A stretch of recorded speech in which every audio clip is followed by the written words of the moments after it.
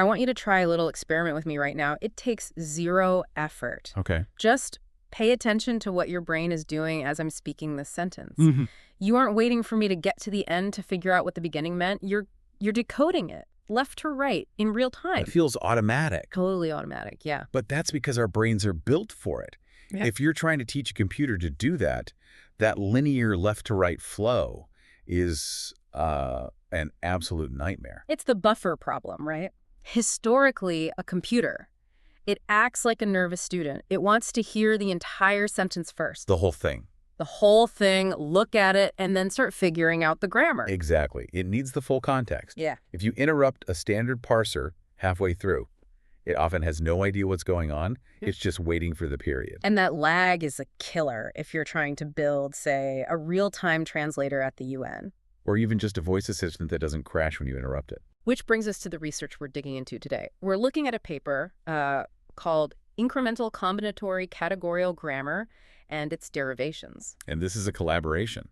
It's researchers from Microsoft Research and Cairo University, Ahmed Hefni, Hani Hassan, and Mohammed Bagat. And their mission is really interesting. They're not trying to invent a whole new system from scratch. No, they're taking this really powerful but kind of rigid grammar theory called CCG. Combinatory Categorial Grammar. Right. And they're trying to rewire it. They want to make it process language the way we do. Right. Word by word, incrementally, without needing, infinite memory. And spoiler alert for everyone listening, they pretty much nailed it. We're talking something like 96% accuracy in recovering sentence structures. Which is huge. Yeah.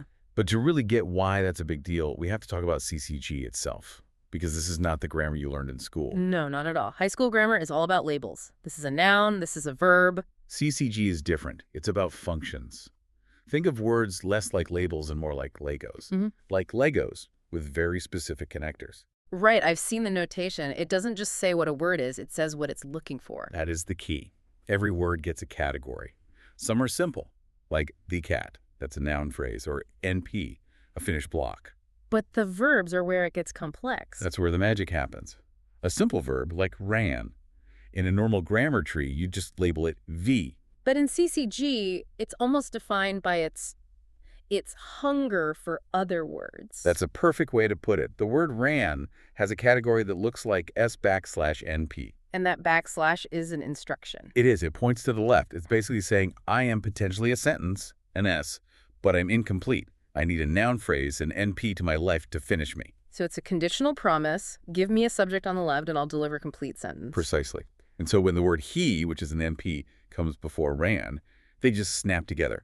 That's a rule called application. And poof, you get S, a sentence. And this is why computer scientists love CCG.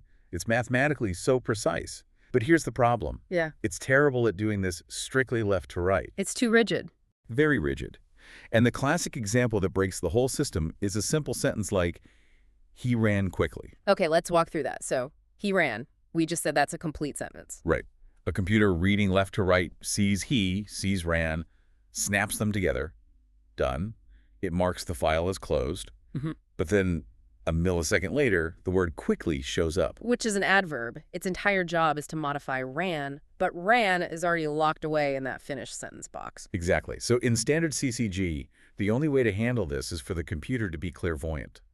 It has to use this process called type raising. It has to keep all its options open. All of them.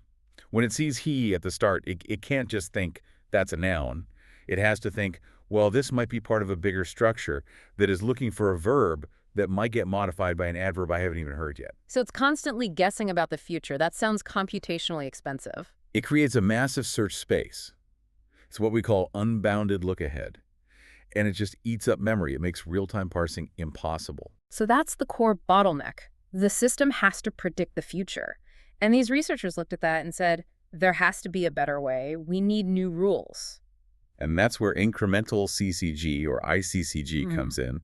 They introduced a few key tweaks to the rulebook to make it more flexible. The first one is called argument swapping. This deals with a really common thing in English. Take the sentence, he ate dinner. A verb like ate normally looks to its right first. It wants its object, dinner, before it even considers its subject, he. So it wants to find the food before it acknowledges the eater. In the formal math, yes. But that's not how we hear it. We hear he, then ate. Dinner hasn't arrived yet. So the computer has a backlog. It's holding he in a buffer. Right. So argument swapping is a rule that just lets the verb flip its priorities. It says, okay, technically I should look right, but I see a perfectly good subject on my left right now. I'm going to take it. That feels so practical. Just Yeah. take what you can get when you can get it. Clear the buffer. It flattens the whole process. But that doesn't solve our he ran quickly problem. For that, you need their second innovation, which I think is just beautiful. It's called backward modification. This is the one that really made sense to me. It's basically letting the system edit its own history, isn't it? In a way, yeah. Remember the problem. He ran gets sealed up as a finished sentence before quickly arrives. Right.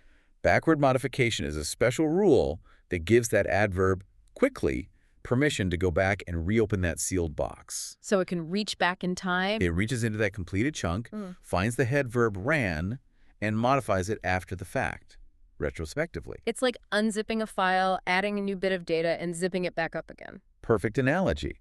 And that's huge because it means the system can be reactive instead of predictive.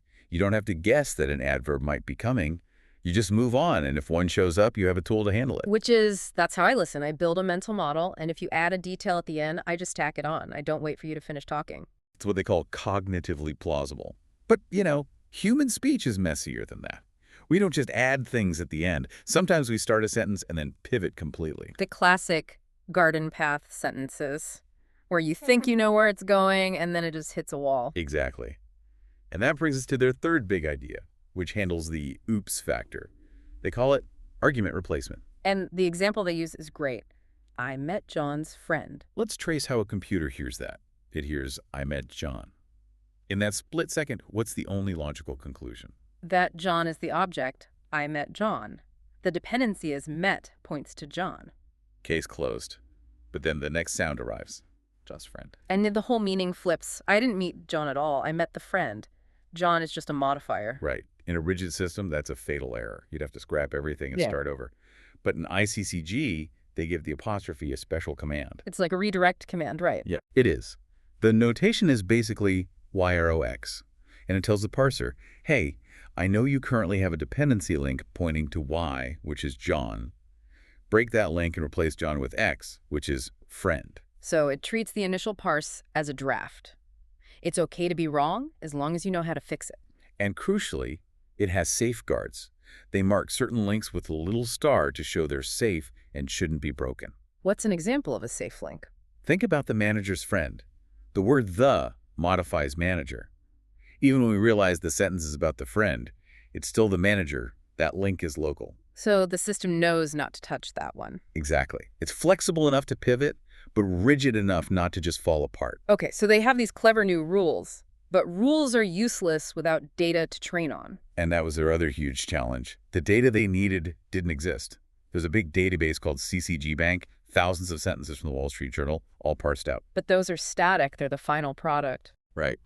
They have the finished Lego castle, but not the step-by-step instruction manual for building it one brick at a time. So they had to reverse engineer the instructions. They did. They built this really complex algorithm using dynamic programming to work backwards and figure out all the possible incremental steps for every sentence. And this is where that fork and join idea comes in, right? For when things get too complicated for a strict straight line. Yes, because even with all these clever rules, some English sentences are just... they're knots. You can't process them in a perfectly straight line. Like, well, what kind of sentence breaks the flow? Relative clauses are the big one. Something like, the gift that he has given. The word that connects back to gift, but it's also tied up with has given. It's a web. It's a web. And if you try to resolve everything linearly, you can get stuck. So the algorithm forks.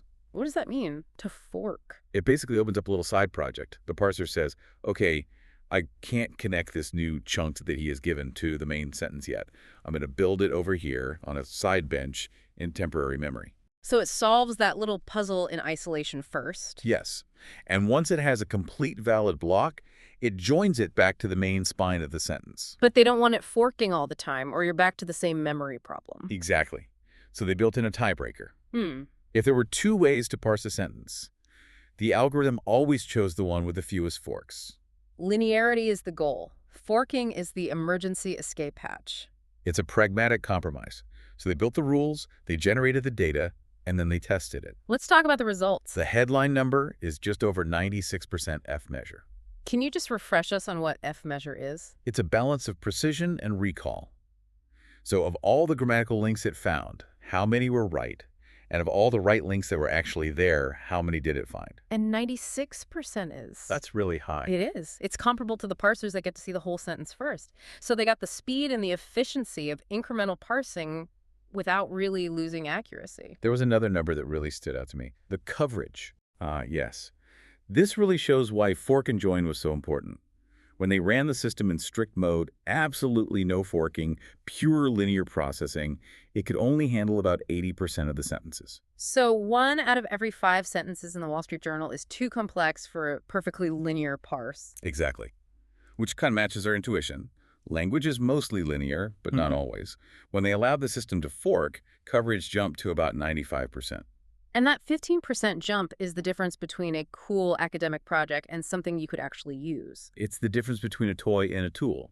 It shows that our ability to handle these little nested nonlinear thoughts is critical for understanding language. So if we zoom out, what this really means is we've moved from a rigid read the whole page first system to one that's flexible and self-correcting. It's a shift away from just brute force. The old solution was just throw more memory at it.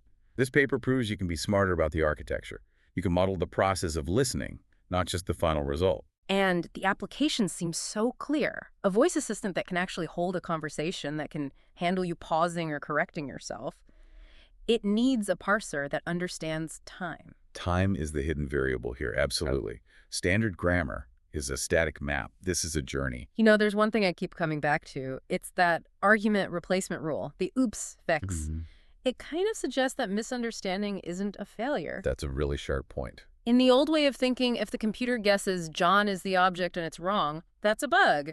But here, making that temporary wrong assumption is a necessary step. It has to guess to keep up. It reframes error as just hypothesis testing, which is very human. We're constantly guessing what someone's about to say, and we just silently autocorrect when they surprise us. So, and this is the big question for me.